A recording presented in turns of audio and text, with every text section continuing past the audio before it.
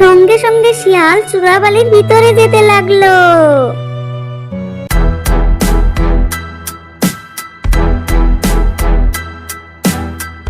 এই ভিডিওটি শুধুমাত্র বিনোদনের জন্য, কেউ সিরিয়াসলি নেবেন না। ধন্যবাদ। আর ওইদিকে মুরগি তার ছানাটাকে খুঁজতে খুঁজতে গভীর জঙ্গলে পৌঁছে গিয়েছিল। তারপর মুরগি দুঃখে কষ্টে বলতে লাগলো, আমি জঙ্গলের এত ভিতরে চলে এলাম, কিন্তু আমি কোথাও আমার ছানাটাকে খুঁজে পেলাম না। হায় রে, আমার ছানাটা কোথায় গেল? যাই, তাড়াতাড়ি করে আমি বাড়ি চলে যাই, না হলে বাসায় থাকা আমার ওই কয়টা ছানাও আবারও হারিয়ে যাবে। আর না হলে জঙ্গলের কোনো দুষ্ট প্রাণী এসে ছানাগুলো খেয়ে নেবে। মুরগি এইসব কথা বলেই জঙ্গল থেকে তার বাসার দিকে রওনা দিল। আর অন্যদিকে সে মোরগ এখন পর্যন্ত কোনো খাবারের সন্ধান পায় না। মোরগ খাবার না পেয়ে কষ্টে বলতে লাগলো, প্রায় আমি সারাটা দিন ধরে এই জঙ্গলে ওই জঙ্গলে খাবার খুঁজলাম, কিন্তু আমি কোথাও কোনো খাবার পেলাম না। জঙ্গলে কি অনেক বড় প্রাণী চলে এসেছে? এখন কোনো খাবারই পাওয়া যায় না। হয়তো সেই বড় প্রাণীটা সবগুলো খাবার একলাই খেয়ে নেয়। যাই হোক না কেন, আমি এখন বাড়িতে কি নিয়ে যাব? আমার ছোট্ট ছোট্ট ছানা আর আমার গিন্নি আছে, আমি ওদেরকে কি খেতে দিব? ও আল্লাহ, আমি আজকে কি করব? আমার মাথায় কাজ করছে না। যাই, আর কি করার, এখন আমি বাড়ি চলে যাই। ওইদিকে গিন্নিও বাড়িতে একা আছে। মোরগ অনেক কষ্টে এইসব কথা বলে তার বাড়ির দিকে রওনা দিল। কিছু সময় পর মুরগি বাসায় চলে আসে। আর বাসায় এসে দেখতে পেল যে তার আর একটি ছানাও বাসায় নেই। তার ছানাগুলোর হাড্ডি মাংস তার বাসায় পড়ে থাকতে দেখে, এইসব দেখে মুরগি অনেক কান্না করে বলতে লাগলো, হায় আল্লাহ, এ কি হলো আমার সাথে? আমার সবগুলো ছানা কোন পাজে প্রাণীতে জানি খেয়ে ফেলেছে। ও আল্লাহ, আমি এখন কি করব? কোথায় যাব? কোথায় আমার ছানাগুলো পাবো? মোরগ এইসব কাণ্ড দেখে অনেক কষ্ট পায়। মুরগি কান্না করছিল। সেই সময় মোরগ বাসায় এসে পৌঁছায়। মোরগ ও মুরগির কান্না দেখে তার বাসার দিকে দেখলো, আর দেখতে পেল যে সেখানে একটা ছানাও নেই। আর গিন্নি, আমাদের ছানা কোথায়? একটা ছানাও যে দেখতে পারছি না। কোথায় গিয়েছে আমাদের ছানা? আর তুমি এত কান্না কেন করছো? জানি না গো, আমি বাসায় এসে দেখি আমাদের ছানা একটিও বাসায় নেই। বাসায় এসে দেখতে পেলাম যে আমাদের ছানার অঙ্গগুলো এখানে পড়েছিল। ও আচ্ছা, আমি বুঝতে পেরেছি। আমাদের ছানাগুলো জঙ্গলের শিয়ালে হয়তো খেয়ে ফেলেছে। আর তুমি কোথায় গিয়েছিলে? তোমাকে তো আমি বাসায় রেখে গিয়েছিলাম। আমি তো তোমাকে বললামই ছানাদের একা রেখে কোথাও যাবে না। আমি তো বাসায়ই ছিলাম। জঙ্গলের উপাস থেকে আমাকে মামা বলে ডাকছিল। আমি ভেবেছি যে হয়তো আমাদের ছানা জঙ্গলের উপাসে গিয়ে হারিয়ে গিয়েছে। সেই জন্য আমি বাসায় ছানাদের রেখে আমি জঙ্গলে ছানা খুঁজতে গিয়েছিলাম। ও আচ্ছা, আমি এখন বুঝতে পেরেছি। তোমাকে এই জঙ্গলের একটি পাজি শিয়াল বোকা বানিয়ে আমাদের ছানাগুলো সব খেয়ে ফেলেছে। আমি কি জানি ওই পাজি শিয়াল আমার ছানার গলা নকল করে ডাক দেবে। হায় আল্লাহ, আমার সব ছানা ওই পাজি শিয়াল খেয়ে ফেললো। আমি ওই পাজি শিয়ালের শাস্তি চাই। আমার ছানা খাওয়ার প্রতিশোধ চাই আমি। হ্যাঁ গিন্নি, আমাদের ছানা খাওয়া শিয়ালকে আমরা অবশ্যই শাস্তি দিব। তুমি কোনো চিন্তা করো না। আমাদের জঙ্গলে সিংহরাজা সাহেব আছে, ওনার কাছে বিচার দিব, ঠিক আছে? তাহলে চলো ওখানে আমরা সিংহর কাছে যাই। হ্যাঁ গিন্নি, চলো তাড়াতাড়ি চলো, না হলে সিংহ রাজাকে আমরা বাড়িতে পাবো না। মোরগ আর মুরগি এইসব কথা বলেই চলে গেল সিংহ রাজার কাছে। সিংহ রাজা, আপনি কি জানেন আমার বাসায় থেকে ওই পাজি শিয়াল আমার সব ছানা খেয়ে ফেলেছে।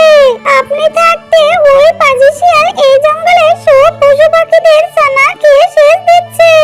আপনি কিছু করেন দয়া করে।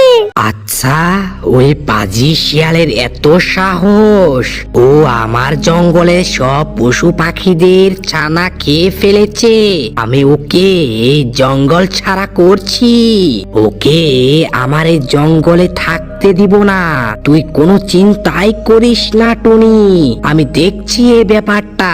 এইসব কথা বলতে বলতেই মোরগ আর মুরগি সিংহর ওইখানে চলে আসে আর এসে সিংহকে সব ঘটনা খুলে বলে।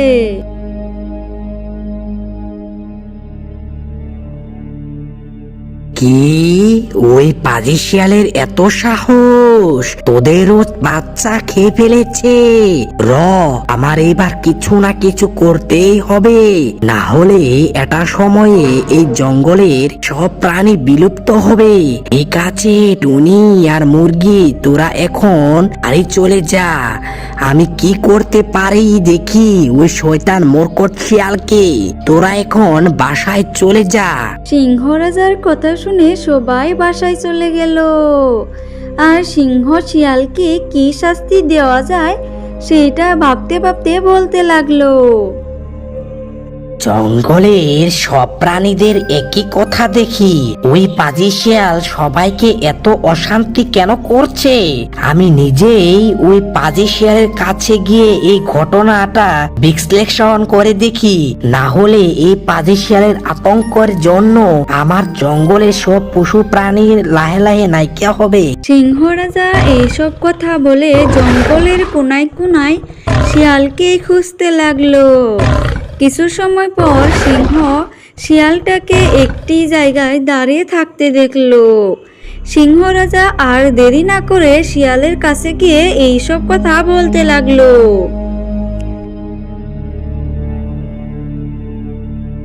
শিয়াল, তোর এত বড় সাহস, তুই আমার জঙ্গলের থেকে আমার পশু পাখিদের তুই ক্ষতি করেছিস। আমার জঙ্গলের পশু পাখিদের তুই ছানাগুলো খেয়েছিস, তুই টুনির ছানা খেয়েছিস, তুই মোরগ আর মুরগির ছানাগুলো খেয়েছিস।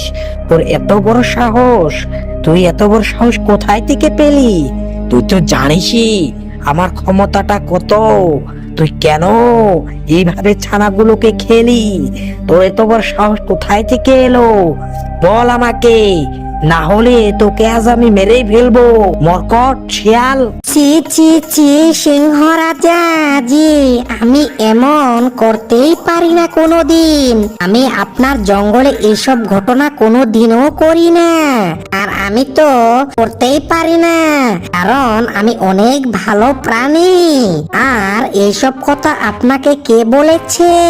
আমি কাউকে খাইনি আর কেউকে অশান্তি করিনি। হয়তো আপনাকে কেউ মিথ্যে কথা বলেছে আমার বিষয়ে। আমি এইসব কখনোই করতে পারি না। এই পাজি শিয়াল এইভাবে নিজের দোষ স্বীকার করবে না, আমাকে কিছু করতে হবে। ওকে অন্যভাবে শিক্ষা দেব আজকে। আচ্ছা শিয়াল, তুমি তাহলে এখন যাও, কিন্তু জঙ্গলে ভালো করে থেকো। আচ্ছা সিংহজি, আপনি কারো কথা বিশ্বাস করবেন না যদি আমার বিষয়ে কেউ খারাপ কিছু বলে। ঠিক আছে ঠিক আছে, তুমি যাও এখন শিয়াল। সিংহর কথা শুনে শিয়াল ওইখান থেকে চলে গেল। আর শিয়াল চলে যাওয়ার পর সিংহ মনে মনে একটি বুদ্ধি করতে শুরু করলো। এই পাজি শিয়াল কোনোদিনও নিজের ভুল স্বীকার করবে না, এই জন্য আমি আজকে ওর অজান্তে ওকে শিক্ষা শিক্ষা দেব। ওকে শিক্ষা দেওয়ার জন্য আমি চোরাবালির একটি গর্ত তৈরি করে রাখবো। শিয়াল বেশি সময় যে রাস্তা দিয়ে চলাচল করে, তাই ওই পাজি শিয়াল ওই চোরাবালিতে পড়ে মারা যাবে। তাই আর এই জঙ্গলের কোনো পশু পাখিদের ছানা মারা যাবে না। শিয়াল, তুই তো আজকে গেলি রে শিয়াল। সিংহ এইসব কথা বলেই শিয়ালকে মারার জন্য একটি চোরাবালির গর্ত তৈরি করে রাখে। আর সিংহ এইসব ঘটনা নিজ চোখে দেখার জন্য জঙ্গলের একটি কোণায় দাঁড়িয়ে থাকে। ঠিক সেই সময়ে শিয়াল সেই চোরাবালির রাস্তা দিয়ে বাড়িতে যাচ্ছিল। শিয়াল যখনই চোরাবালির রাস্তা দিয়ে এগিয়ে গেল, সঙ্গে সঙ্গে শিয়াল চোরাবালির ভিতরে যেতে লাগলো। এখন ঠিক হয়েছে শয়তান শিয়াল, অনেক তো শয়তানি করছিলি। তুই কি ভেবেছিলি আমি কিছুই জানি না? আমি সব কিছু জানি পাজি শিয়াল। তুই যে ওই মোরকার মুরগির ছানাগুলো খেয়েছিস, ভালোই হলো। এখন আর কোনো পশু পাখি আর অশান্তি হবে না। দুষ্ট শিয়ালের উচিত শিক্ষা হয়ে গেল আজ।